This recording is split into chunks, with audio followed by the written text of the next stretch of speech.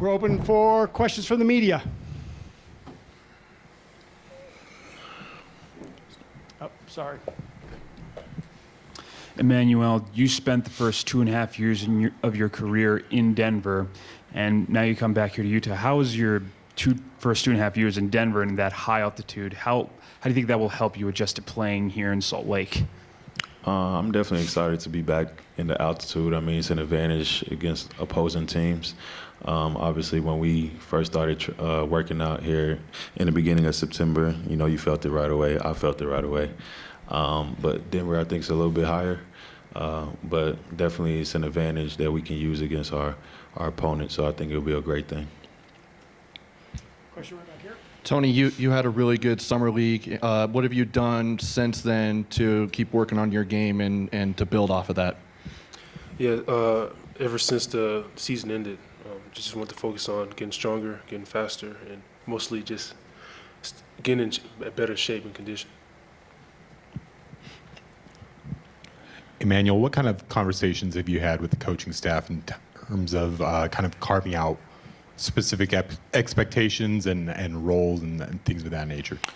Yeah, I mean, Coach hasn't directly just, had a chance to have the whole team together and talk about, everybody's roles. But at the same time, he's also had me, talk about like the defensive end, just, improving on that as much as possible, especially with having somebody like Rudy back there who can protect you. So, just being more aggressive on the defensive end, and obviously offensively just staying within the offense and at the same time just being yourself. So it's not like a specific role that, he's given me yet, but at the same time, he's encouraging me to be me, and me being me is just, just going to go out there and have fun.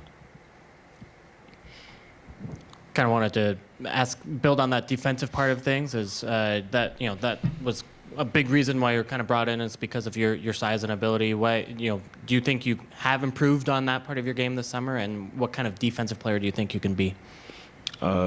Yeah, I mean, since I've gotten in the league, I guess that's a lot of stuff that, coaches have pushed me to try to, get better at. It's definitely the defensive end, just locking in every possession or doing it for 48 minutes.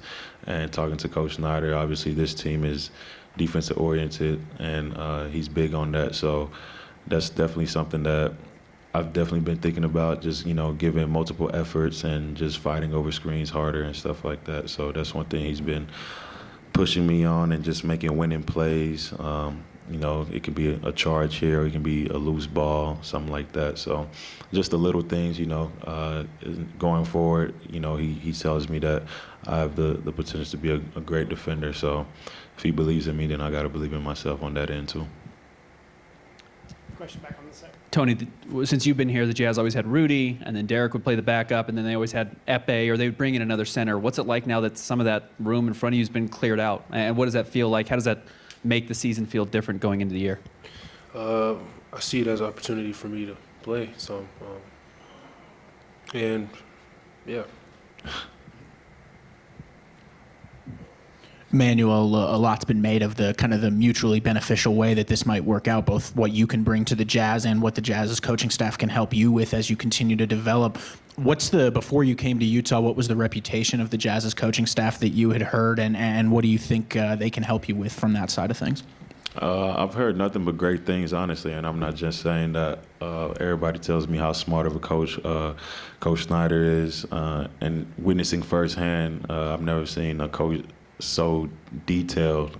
He pays attention to every single little detail, and he makes it to where you understand it. So, like you said, it's a great thing for me to just be able to be here and learn as much as I can from those guys. Not only for them, but from the players as well. Playing with Mike or learning a lot of stuff from him. He's been in the league, for years now, and he knows what it takes. And obviously, with the coaching staff, just breaking down film and showing me, what I can get better at. And that's just a part of the game, but improvement is definitely the focus for sure. Question on your far right. Emmanuel, Quinn's attention to detail is something that we've heard all the time, and it seems like everyone. What does that look like? I mean, what does that, I guess, look like in terms of maybe different from other coaches you've had? And so. Yeah, I'm not saying that my other coaches wasn't detailed. Coach Fizdale was great with that too, but Coach Q, he's intense with it though. Like he gets out there and he's gonna try to show you, and he has different ways of explaining it, I would say, and he actually breaks it down to a T. It's not like, do something like this and then you like, okay, I'm gonna try to do it, but he'll actually go out there and he'll break it down. I don't know how I can really say if he's telling you to box out, I don't know. He'll actually tell you, okay, put this leg this way, put this, something like that, and he'll break it down to where you understand it, and it actually makes it easier to you where you don't have to overthink it. Manuel, I wanted to ask how well or if at all you knew Andre Emmett and kind of what happened last week.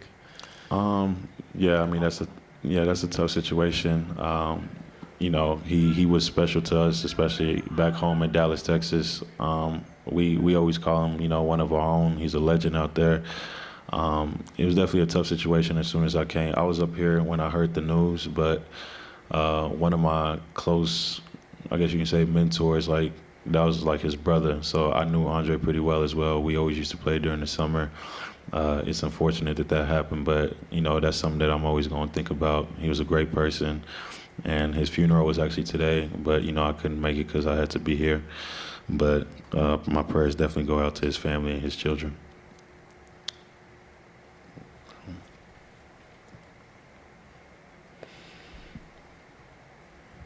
Emmanuel, you're drafted by Denver. You don't get to choose where you go, and then you're traded to New York. Now you get to choose a city.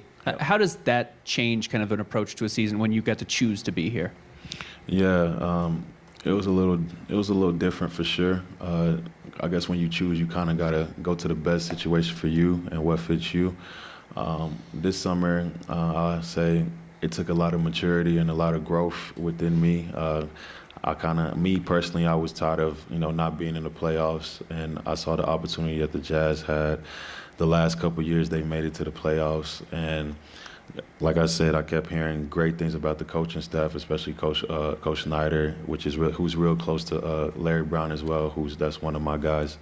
And he told me about the opportunity here and how it could be, and I talked to Coach Snyder on the phone for like an hour and a half, and when he started breaking stuff down to me, I respected him right away, and I saw an opportunity here to obviously get better, especially with Mike as well. Mike, he also reached out to me, and when he reached out to me, I felt like, forget about the starting role or forget about that. Just go learn as much as you can, try to get on the winning program and see how it goes. And I know when you're winning, you learn so much. And obviously the season hasn't started, but I'm expecting us to have a great year. And with the team that we have, I think the sky's the limit.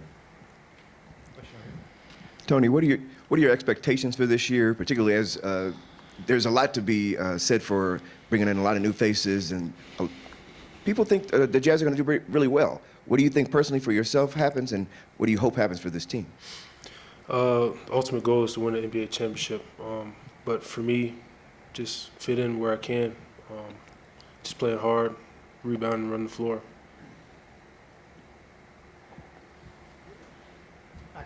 Following up, I think Larry Brown's known Quinn longer than you've been alive. For sure. What did he tell you about Quinn Snyder and how he's known him?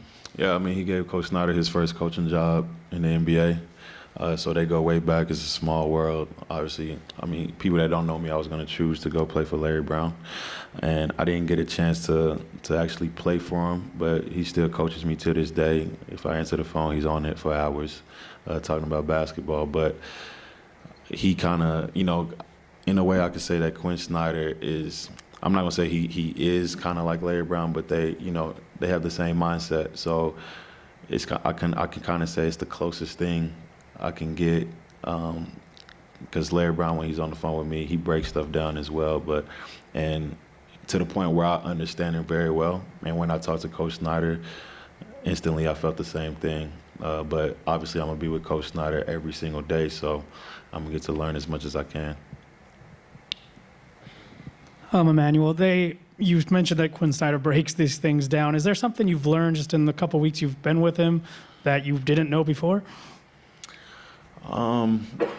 Yeah, but like I said, he hasn't been able to be with us really hands-on yet. So obviously everything that we've done has just been like 2 minutes, 3 minutes, but especially on the defensive end, telling me like, you know, tricks and trades to like getting over the screen or sprinting back, like habits. He's been preaching a lot of habits that I can pick up, and that's the main thing he's been on right now. But I know starting tomorrow is definitely gonna get more intense.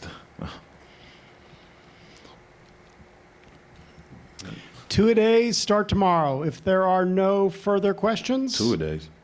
Dang. Tony Bradley, Emmanuel Mudiay, thank you very much. You guys are done at the station.